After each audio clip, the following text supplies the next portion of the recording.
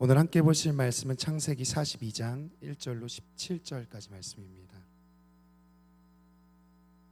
창세기 42장 1절로 17절까지 말씀.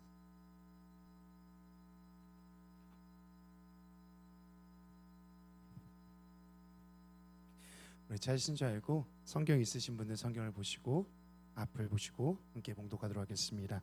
그때 야곱이 애굽에 곡식이 있음을 보고 아들들에게 이르되 너희는 어찌하여 서로 바라보고만 있느냐.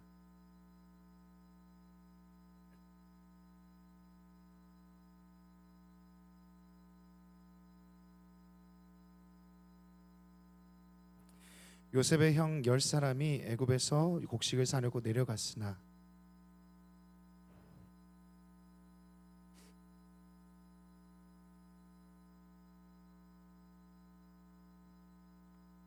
이스라엘 아들들이 양식 사러 간 자 중에 있으니 가나안 땅에 기근이 있음이라.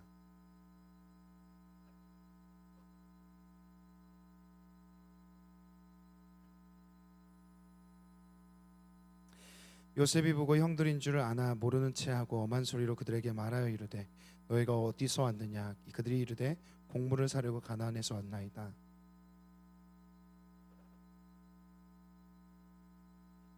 요셉이 그들에게 대하여 꿈꿈을 생각하고 그들의 이르되 너희는 정탐꾼들이라 이 나라의 틈을 엿보려 왔느니라.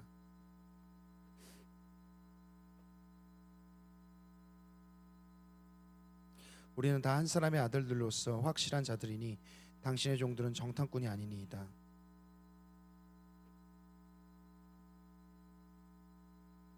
그들이 이르되 당신의 종 우리들은 12 형제로서 가나안 땅 한 사람의 아들들이라. 막내 아들은 오늘 아버지와 함께 있고 또 하나는 없어졌나이다.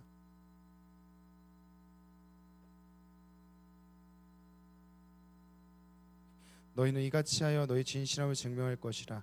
바로의 생명으로 맹세하노니 너희 막내 아우가 여기 오지 아니하면 너희가 여기서 나가지 못하리라.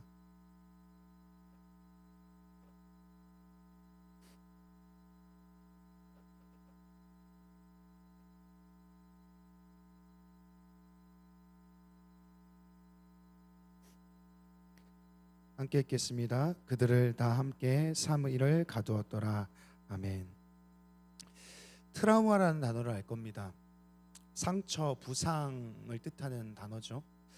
이 단어가 저는요 영어인 줄 알았는데요 그리스어더라고요. 처음에는 이제 이 단어가 주로 전쟁이나 아니면 사고로 인하여서 몸에 입은 큰 손상 또는 장애를 가지고 있는 외과적 용어로서 이 트라우마라는 단어가 사용됐다고 합니다.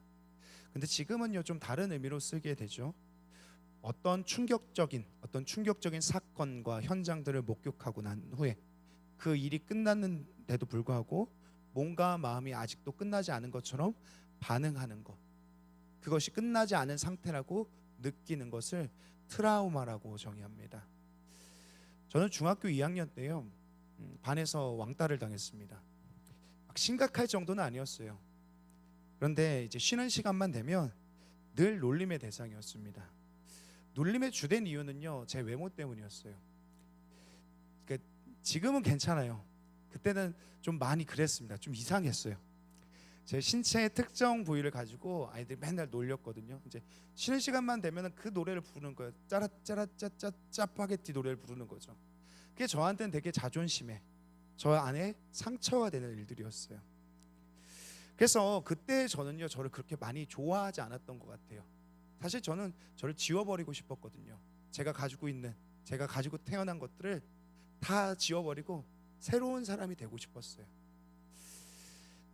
그리고 나서 이런 사건들이 있고 나서 제가 외모나 저의 겉모습에 대해서 좀 심각할 정도로 강박이 좀 심해졌던 것 같습니다. 어느 정도였냐면 머리가 잘 정리가 되지 않으면요 불안해서 학교를 잘 못 갔어요. 그래서 항상 모자를 쓰고 다녔고요. 아침마다 되게 부지런하게 고데기로 머리를 이렇게 정성스럽게 하나하나 폈습니다. 근데 되게 싫은 거 알죠? 곱슬머리들은요 비 오면은 그냥 끝나는 거예요. 여름에 땀 나잖아요. 그냥 끝나는 거예요. 저는 막 여름에 땀 나가지고 머리가 헝클어지나요? 그럼 집에 갔어요 다시. 그 불안감이 얼마나 심했는지, 사람들이 저를 보는 그 눈빛들이 얼마나 두려웠던지 견딜 수가 없는 거예요. 겉으로 드러나는 일들에 대해서 굉장히 신경을 썼거든요. 좋은 브랜드의 옷을 입어야 되고 그걸 되게 강박적으로 입었어요. 그리고 지금은 많이 좋아졌는데 그때는 사람들을 대면해서 만나는 일들, 그리고 눈을 마주치고 이야기하는 것도 굉장히 힘들었습니다. 지금도요, 사람이 많은 곳에 가는 건 그렇게 좋아하지 않습니다. 여전히 사람을 만나면 제 머릿속에서는요, 그때의 어떤 트라우마 같은 것, 어떤 상처들이 떠오르거든요. 그래서 이런 생각이 들어요. 저 사람 나 어떻게 생각할까? 이상하게 보면 어떡하지? 저 사람의 눈이 어떤 시선인 거야? 나를 왜 쳐다보는 거야? 이게 저한테 자연스럽게 들어와요. 근데 지금 와서 생각해 보니까요, 다 상처 때문이었던 것 같더라고요. 오랫동안 이 상처 때문에 자유하지 못했습니다. 이게 저의 청소년 또 청년 시절의 일들이었죠. 우리 안에 트라우마라는 것들은요, 이런 것을 말합니다. 그때 한때 그 과거에 우리 힘들었어 정도가 아니라 과거의 상처가 오늘 나에게 계속해서 영향력을 행사하는 것을 트라우마라고 말해요. 계속해서 끈질기게 나를 붙잡고 있는 그 과거의 일들, 그 사건들이죠. 어쩌면 우리 중에도요, 이 트라우마 가운데 있는 사람들, 이 과거의 상처 때문에 고통하고 있는 사람들이 있을지 모르겠습니다. 여전히 해결되지 않고 영향을 받고 붙들려 있는 사람들이죠. 오늘 창세기 42장 말씀 속에서도요, 과거의 상처 때문에 고통당하는 사람들의 이야기가 등장합니다. 우리가 지난 시간에 계속해서 이제 요셉의 이야기를 계속 훑어왔잖아요. 지난 시간에 요셉은 어땠습니까? 바로의 꿈을 해석하게 되고 애굽의 총리가 됩니다. 그런데 요셉이 해석한 대로요, 7년 만에 풍년이 찾아오게 돼요. 엄청 좋은 일이죠. 그리고 또 그 해석한 대로 그 이후에 극심한 후흉년이 찾아오게 됩니다. 근데 이 흉년은요, 단지 애굽만의 문제는 아니었던 것 같아요. 가나안 땅, 그러니까 요셉의 아버지 야곱이 살고 있는 그 형제들이 살고 있는 그 땅까지 이 흉년이, 이 가뭄이 전해낸 거죠. 그래서요, 이 아버지 야곱이요, 아들들을 불러내는 겁니다.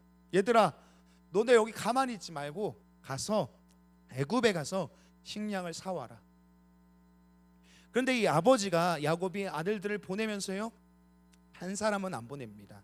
그게 누구냐면 베냐민이라고 하는 아들입니다. 요셉이 죽었다고 들었던, 야곱이 그렇게 알고 있죠. 지금 믿고 있습니다. 그런데 그 이후에 태어난 막내 아들이 베냐민이죠. 그러니까 요셉의 동생이에요. 아마 이때 베냐민의 나이가 25세에서 30세 정도 되는 나이였거든요.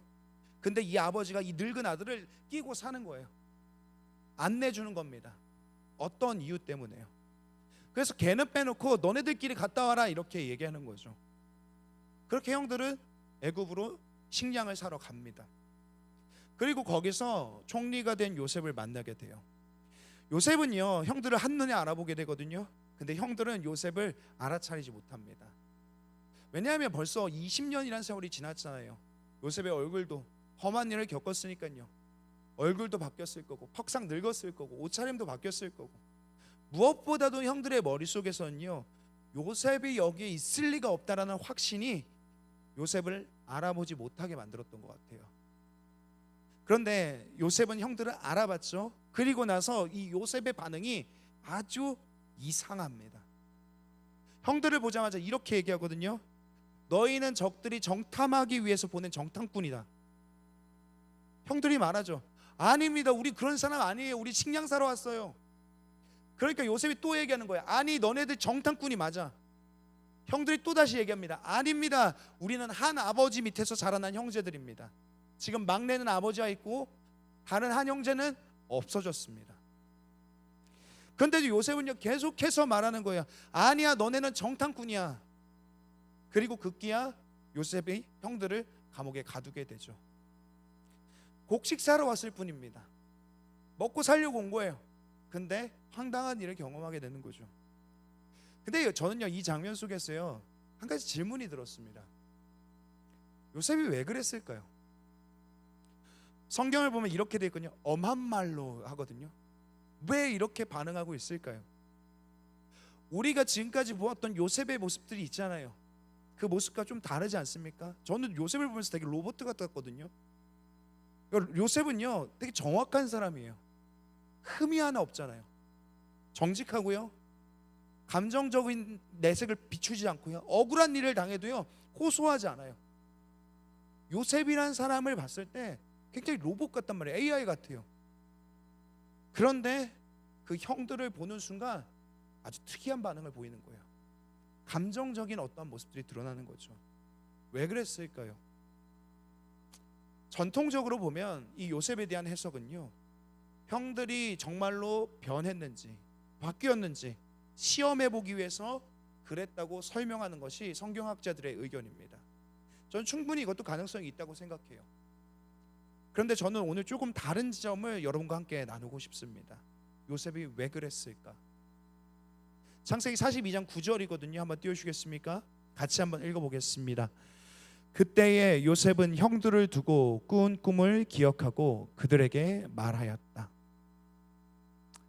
요셉이 형들의 얼굴을 딱 마주한 순간, 보는 순간 한 가지 기억이 떠올랐다라고 되어 있습니다. 20년 전 꾸었던 꿈에 대한 기억이죠. 근데 여러분, 여기서요 이 꿈만 생각났을까요? 저는 그렇지 않을 거라고 생각해요. 그 꿈과 함께 있었던 일들도 함께 떠올랐죠.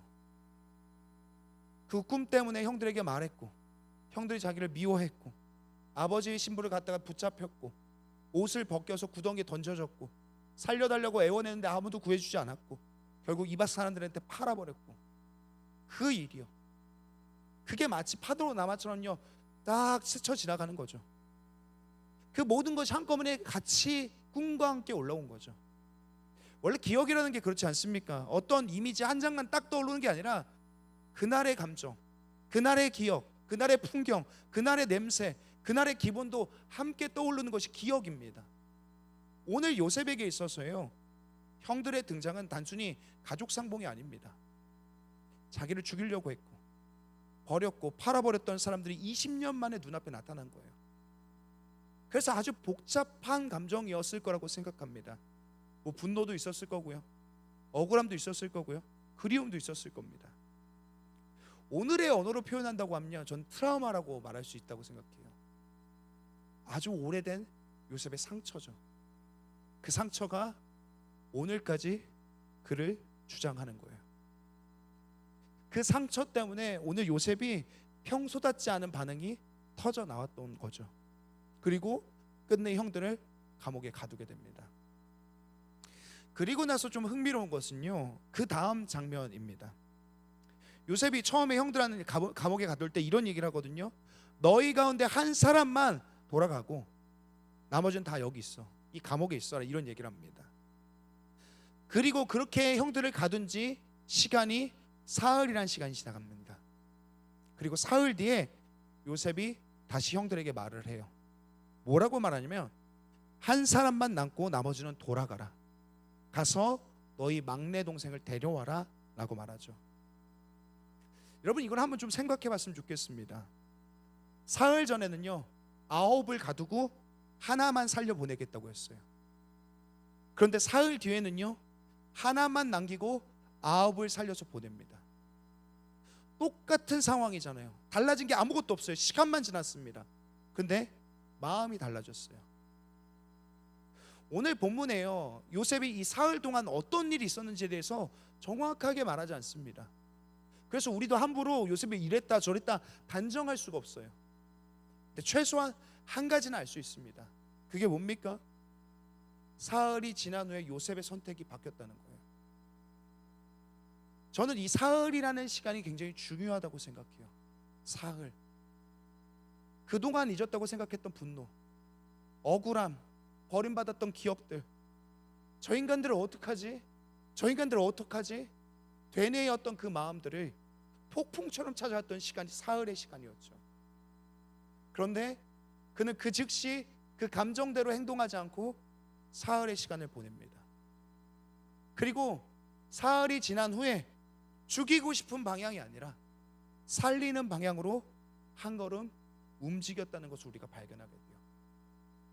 분명히 아직 완전한 화해는 아닙니다. 용서가 끝난 것도 아니에요. 앞으로 형들을 여전히 시험할 거고 베냐민을 확인하는 과정도 있을 겁니다. 그러나 분명한 건 한 가지입니다. 복수하고 싶었던 마음이 있었는데 다른 가능성이 생기기 시작했다는 거예요. 죽이고 싶은 마음이 있었는데 다른 살리고 싶은 마음이 생겼다는 겁니다. 이 일이 있은 후에 이 얘기를 하고 난 다음에 요셉이 형들이 요셉 앞에서 막 자기들끼리 막 얘기를 하는 겁니다. 창세기 42장 21절입니다. 제가 한번 읽어드릴게요. 그들이 서로 말하였다.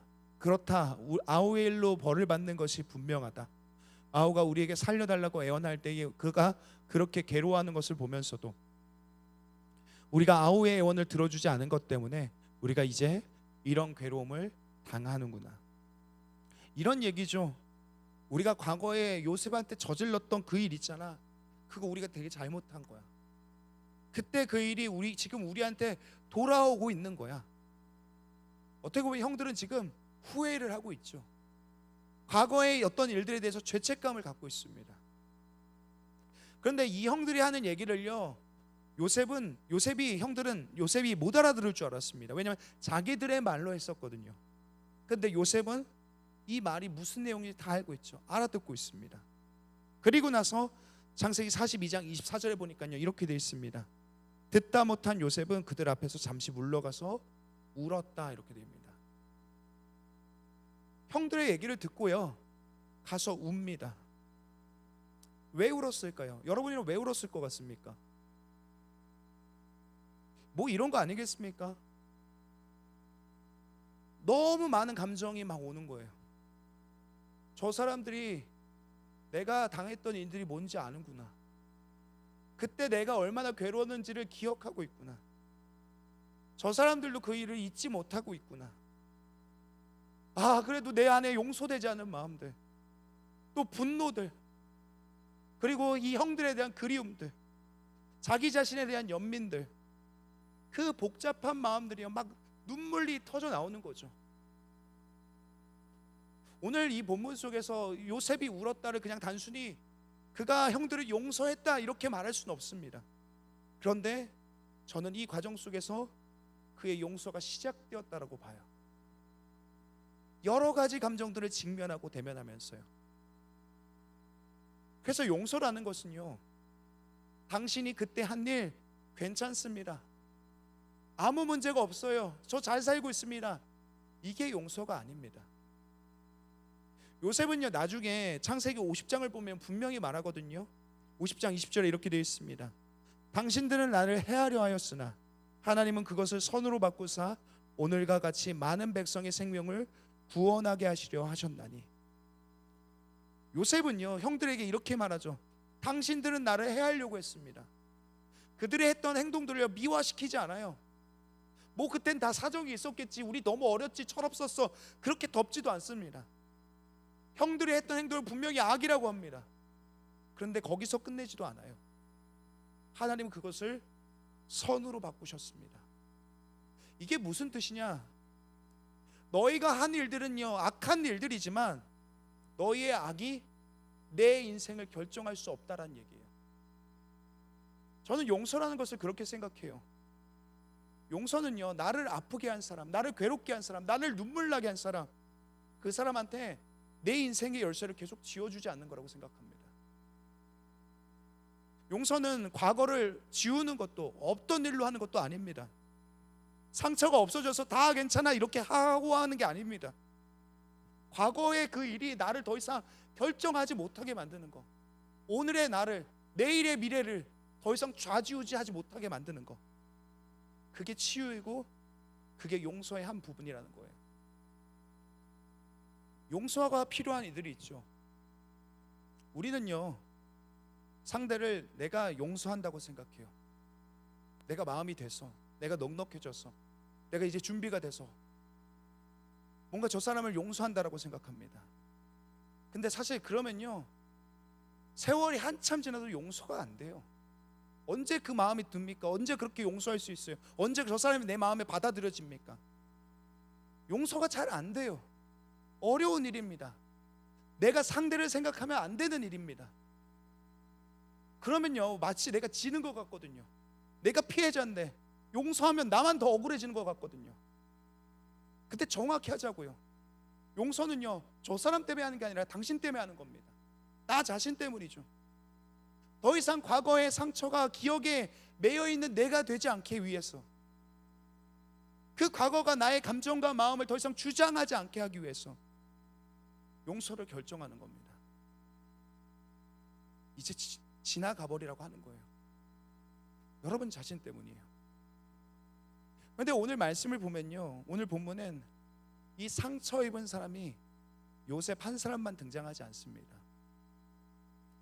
두 번째 상처 입은 사람들이 등장해요. 바로 형들입니다. 분명 우리가 아는 것처럼 형들은 피해자가 아니라 가해자입니다. 근데 그들 속에도 상처가 있어요. 20년이 지난 사건이에요. 그런데 오늘 공경에 빠지자, 그들이 예상치 못한 사건 가운데 들어가자 그들의 입에서 가장 먼저 튀어나온 이야기가 뭡니까? 우리가 요셉의 일로 벌 받는다는 거예요. 여러분, 이 사람들도요, 과거의 그 일을 잊지 못해요. 우리는 보통 상처라는 것이 당한 사람들 것만 생각합니다. 물론 피해자의 고통과 아픔과 그 상처와 슬픔을 우리가 가해자 것과 비교할 수도 없어요. 똑같이 취급하면 안 됩니다.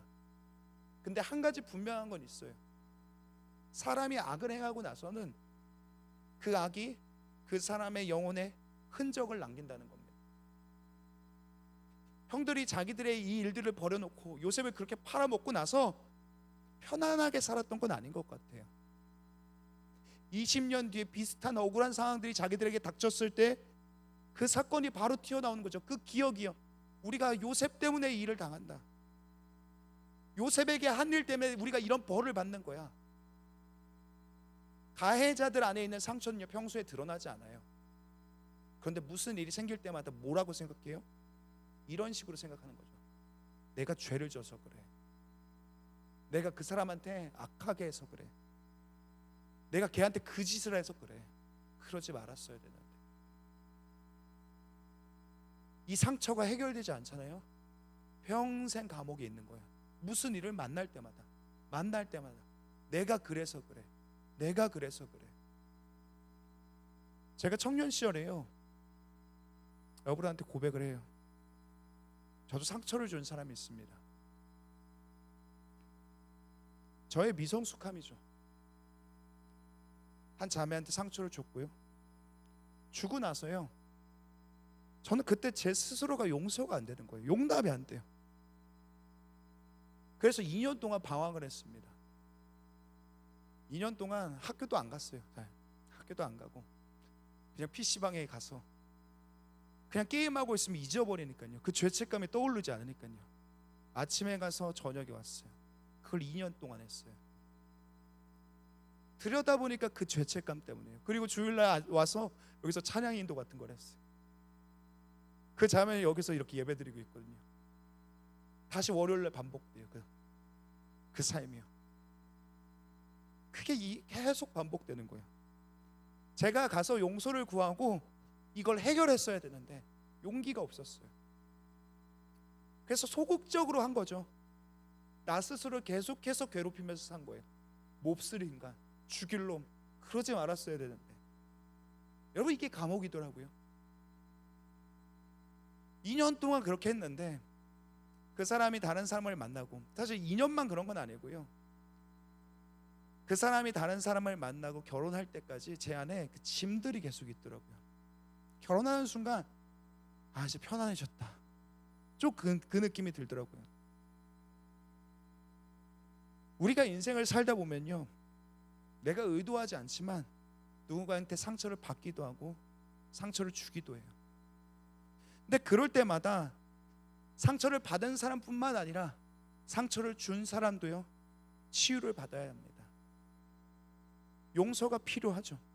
그래야 여기서 자유할 수가 있는 거예요. 어떤 일들을 용서받지 못하면 평생 이 짐을 짊어지고 살아가는 겁니다. 어떻게 형들처럼이죠. 20년이 지났는데도 우리가 그때 그래서 그래. 오늘 이번만 그랬을까요? 20년 동안 얼마나 많이 이 얘기를 했을 거예요. 무슨 일이 생길 때마다.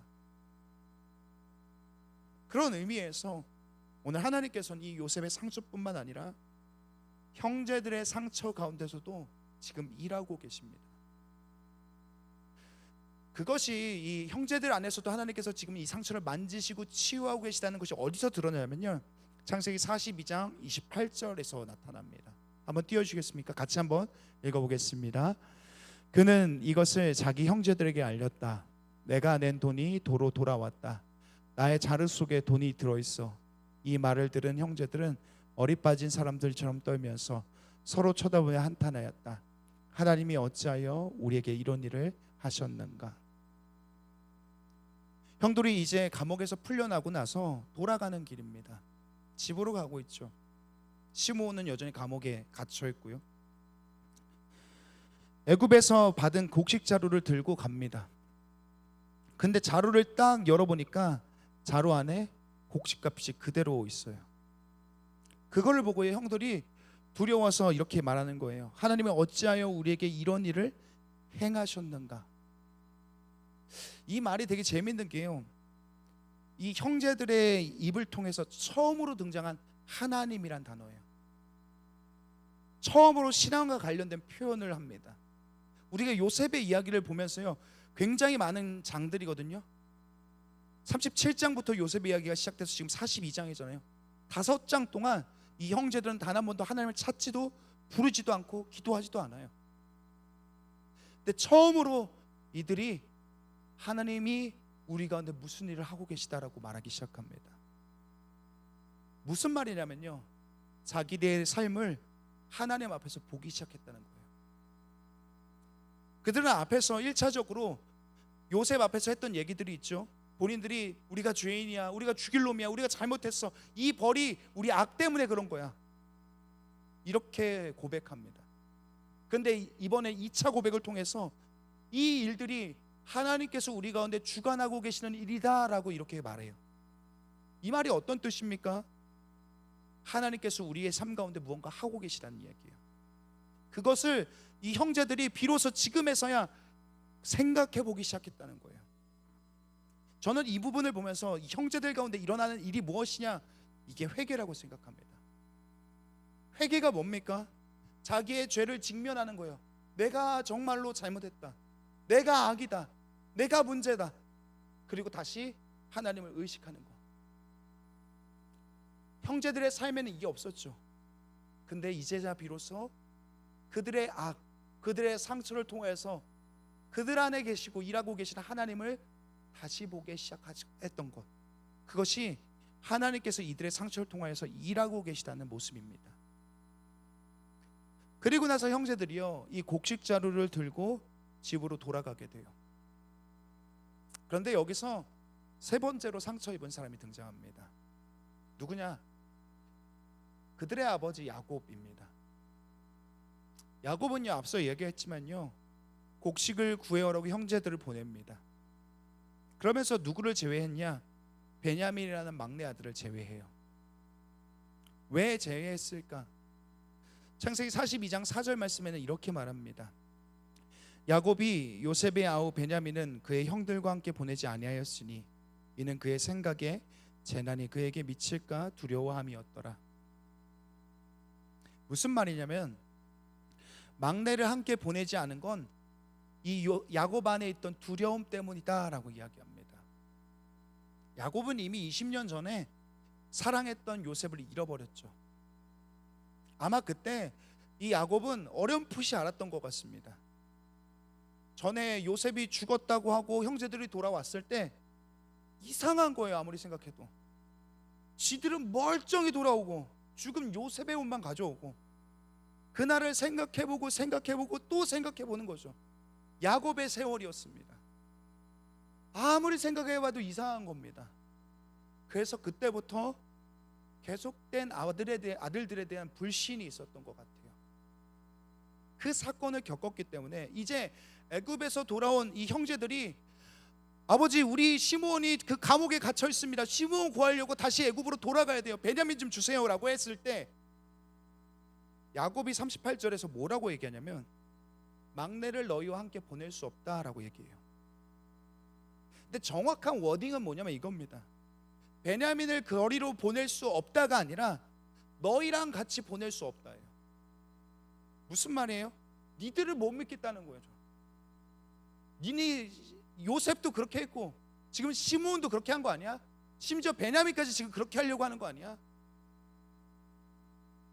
여러분, 저 이야기를 쭉 읽어가면서요, 저는 야곱의 행동이 충분히 이해가 됩니다.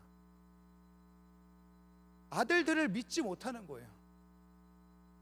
아들들을 믿지 못하는 상처가 그 안에 있는 겁니다. 근데 문제가 있죠.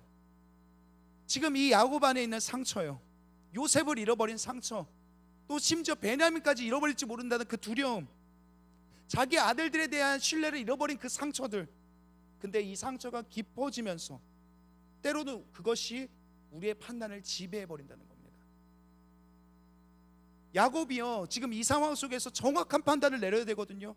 근데 상처 때문에 정확하게 사리분별을 하지 못해요. 그래서 어떻게 합니까? 시므온이 여전히 애굽의 감옥에 있는데 다시 애굽으로 아무도 보내지 않아요. 창세기 44장 2절입니다. 제가 읽어드릴게요. 그들이 애굽에서 가져온 곡식을 다 먹음에, 그 다음에 어떻게 되어 있냐면 그제서야 애굽으로 사람을 보냈다, 이렇게 되어 있어요. 그러니까 시므온은, 자기 아들 시므온이요, 여전히 감옥에 있습니다. 근데 애굽에서 돌아온 아들들이 꽤 오랜 시간이 지났어요. 어느 정도냐, 갖고 온 곡식을 다 먹었다라고 얘기해요. 1년이 됐는지 2년이 됐는지 3년이 됐는지 모릅니다. 상당한 시간이었죠. 그때 동안 시므온은 어디 있다고요? 감옥 속에 있어요. 오만 생각 가운데 시므온은 아마 있었을 겁니다. 다들 날 버렸구나, 형제들 날 배신했구나, 아버지도 날 기억하지 않는구나. 시므온이라는 또 다른 아들한테 상처를 남기는 거죠. 여러분, 우리 이걸 잘 봐야 됩니다. 분명 야곱이 입은 상처는요, 야곱의 잘못이 아니에요. 그가 아들을 잃어버렸잖아요. 얼마나 아프겠습니까? 그것 때문에 자기 아들들을 믿지 못하게 됐잖아요. 얼마나 이게 참 어려운 일입니까? 그런데 그 상처에서 나온 두려움이 또 다른 사람들한테 영향을 주는 거예요. 이게 상처의 무서움입니다. 우리가 상처받는 것은 죄가 아닙니다. 그냥 안타까운 것이죠. 근데 치유되지 않은 상처가 계속해서 내 선택을 지배하고 그 상처가 다른 사람에게 계속해서 흘러갈 수 있다는 것을 오늘 말씀은 보여줍니다. 나는 피해자인데, 난 분명 피해자인데 어느 순간 내가 누군가의 상처 입히는 가해자가 되는 거예요. 왜 그런 예들 많지 않습니까? 가정폭력의 피해를 받아온 아이들이요, 성인이 돼서 똑같이 가정폭력을 하고 있는, 그건 주범이 되는 거예요. 가해자가 되는 거죠. 상처가 치유받았어야 되는데 치유받지 못하니까 또 누군가한테 똑같은 상처를 입혀요. 그래서 우리 안에 있는 상처는요, 반드시 드러나야 되고 다뤄져야 됩니다. 치유돼야 돼요. 오늘 이 상처 입은 사람들의 이야기를 우리가 보면서요, 참 묘하다는 생각이 듭니다. 요셉은 버림받았던, 배신당했던 상처가 있었죠. 형들은 죄책감이 있었습니다. 야곱도 상실의 두려움, 상처가 있습니다. 이 집안을요, 멀리서 보면요, 오늘 이 집안은 어떤 집안입니까? 이스라엘의 12지파가 시작되는 위대한 가문의 이야기예요. 하나님의 사람들의 이야기예요. 근데 가까이서 들여다보면 어때요? 완전 콩가루 집안입니다. 상처투성이 집안이죠. 서로 속이고 편애하고 미워하고 죽이려 하고 배신하고 팔아버리고 믿지 못하고. 그런데 오늘 이 말씀 속에서 하나님은 어떠십니까? 하나님은 누구를 가지고 이스라엘을 세워가십니까? 바로 이런 사람들을 데리고 이스라엘을 세워가세요. 하나님의 나라, 그 나라가 이런 사람들을 통하여서 이루어집니다. 이게 하나님이시죠. 하나님은 상처가 없는 사람들을 찾아서 일하지 않으십니다. 흠없는 가정을 찾아서 일하지 않으세요. 완전히 정리된 사람만을 골라서 쓰시는 게 아닙니다. 깨진 사람, 상처 있는 사람, 죄를 지은 사람, 두려워하는 사람, 배신당한 사람, 그 사람들을 붙드시고 바꾸어 가시는 겁니다. 그게 하나님의 일하심의 방식이죠. 근데 중요한 것이 있습니다. 하나님은 있는 모습 그대로 우리를 받아주시지만 있는 모습 그대로를 내버려 두진 않으세요. 저는 이게 중요하다고 생각합니다. 오늘 요셉은요, 이집트에서 총리가 됩니다. 너무 감사한 일이죠. 그리고 결혼을 해요. 아들을 낳습니다. 그 요셉이 낳은 첫 번째 아들의 이름이요 므낫세라는 이름입니다. 그 므낫세의 뜻이 뭐냐? 41장 51절에 나와 있습니다. 같이 한번 51절 말씀 읽어보겠습니다. 요셉이 그의 장남의 이름을 므낫세라 하였으니 하나님이 내게 내 모든 고난과 내 아버지의 온 집안 일을 잊어버리게 하셨다 함이요. 오늘 이 므낫세라는 이름의 뜻이 뭐냐? 하나님이 나의 온갖 고난과 내 아버지의 집의 일을 잊어버리게 하셨다. 그게 므낫세라는 뜻이에요. 요셉이 이런 거죠. 총리가 됐습니다. 난 이제 큰 사람이 됐어. 난 다 잊어버릴 수 있어. 난 이제 넉넉해. 난 여유가 생겼어. 다 해결됐어. 난 끝났어. 홀가분한 거야. 더 이상 그 기억이 날 발목을 잡지 않아 라고 선포하는 거예요.